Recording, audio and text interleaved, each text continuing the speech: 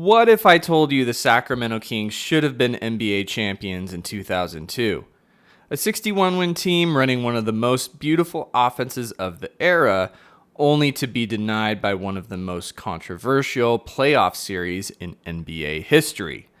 In the next 10 minutes, you'll see exactly how it happened and why basketball fans still talk about it today. Game 6 of the 2002 Western Conference Finals. The Lakers lead by 3, seconds left. Hedo Turkoglu drives hard to the basket and lays it in.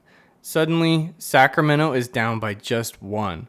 The Kings are right there, about to steal a win on LA's home court. On the inbound, Mike Bibby denies Kobe Bryant, and then a shocking moment. Kobe throws a blatant elbow into Bibby's face. Bibby crumples, grabbing his nose, and the whistle never blows. Play continues. No foul, no free throws, except for Kobe. The Lakers survive.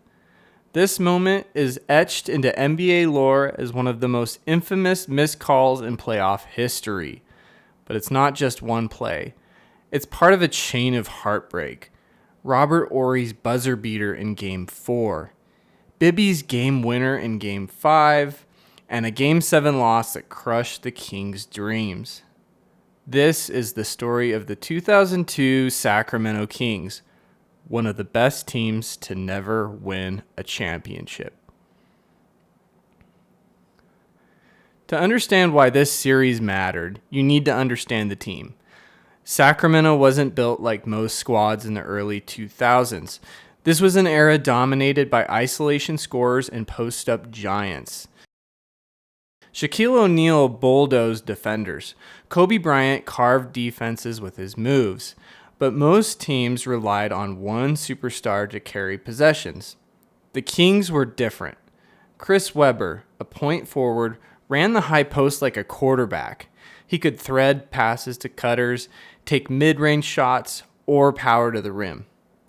Vlade Divac, veteran big, brought court vision, fakes, and smart positioning that kept the offense fluid. Mike Bibby, calm and poised, thrived in clutch moments, controlling tempo and executing under pressure.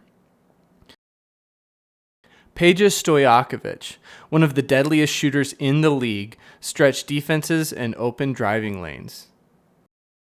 Doug Christie, defensive specialist, disrupted opponents and added grit.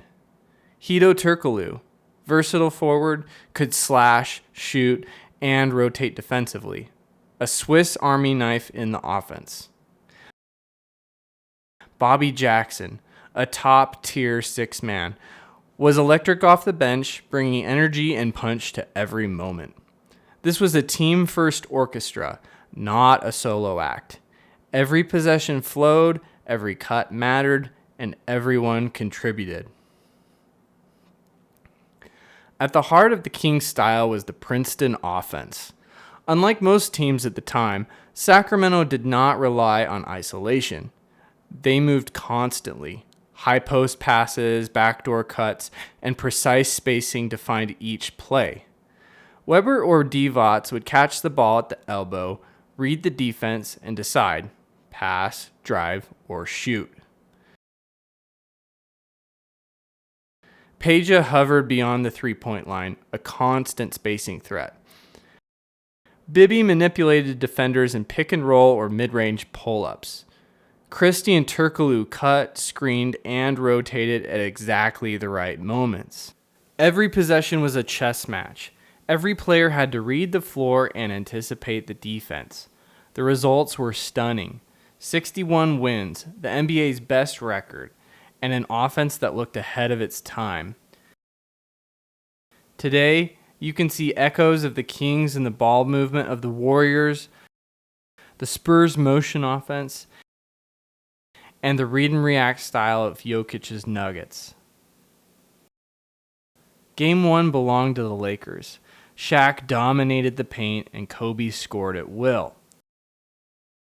Game 2 in Sacramento, the Kings responded with authority. Crisp passing, high energy cuts, and Webber controlling tempo.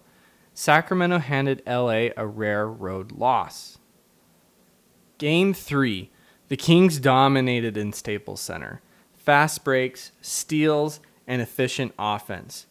By now, Sacramento was no longer just competitive, they were a threat to a dynasty. Game 4 in Los Angeles. Sacramento led almost the entire game and was moments away from taking a 3-1 series lead, a commanding position. The final possession descended into chaos. Kobe attacks the rim and misses. Shaq's putback rimmed out. The ball ricochets, tipped around by the player scrambling for control, finally landing in Robert Horry's hands beyond the arc. With the clock expiring, Horry let it fly. Swish. Lakers win. Series tied 2-2. One possession, one shot, and the Kings' grip on destiny slipped away. The first heartbreak in a series that would define a generation of Sacramento fans. Back in Sacramento, the Kings needed a response. Game 5 came down to the wire. With seconds remaining, the Kings executed a perfect inbounds give-and-go handoff with Mike Bibby rising up for the game winner. Calm, collected, and clutch. Arco Arena erupted. Sacramento led the series 3-2, one win from the finals. Destiny seemed within their grasp. Game 6 in Los Angeles. Free throws tell the story. 27 attempts in the fourth quarter alone for the Lakers. Every little contact seemed to favor LA. Then came the infamous moment. Turkoglu drives, cutting the lead to 1. Bibby defends the inbound. Kobe swings his elbow, striking Bibby in the face. No foul, no free throws. Play continues. The Lakers escape. Series tied 3-3. Sacramento's championship hopes hang by a thread. Tim Donaghy later alleged league interference. Whether true or not, fans and analysts alike remember this as one of the worst officiated playoff games in NBA history. Game 7 in Sacramento. Arco Arena packed, the crowd roaring, energy electric. The Kings falter in key moments. Peja misses a wide-open 3, Weber blocked inside, Bibby forces tough shots, Shaq dominates the paint, Kobe hits clutch jumpers, the Lakers advance. They sweep the Nets in the finals. The Kings are left with nothing but heartbreak and what-ifs. The Kings never reached that peak again. Injuries, age, and roster turnover broke up the core. But their style left a legacy. They proved teamwork, spacing, and unselfishness could challenge superstar-heavy teams. Centers as facilitators, ball movement as a weapon, spacing and cutting all influenced the NBA's evolution. Even without a ring, the 2002 Kings shaped how the game is played today. Their style lives on in modern motion offenses, floor spacing strategies, and versatile big men. So, were the Sacramento Kings robbed in 2002? Some point to Game 6. Others say Horry's miracle in Game 4 or missed opportunities in Game 7 mattered just as much. What's undeniable is this. Sacramento was more than a missed call. They were ahead of their time, thrilling fans, redefining basketball, and almost changing history. What do you think? Were the Kings robbed? Or did the Lakers prove they were simply the better team? Drop your thoughts in the comments. I'll be reading.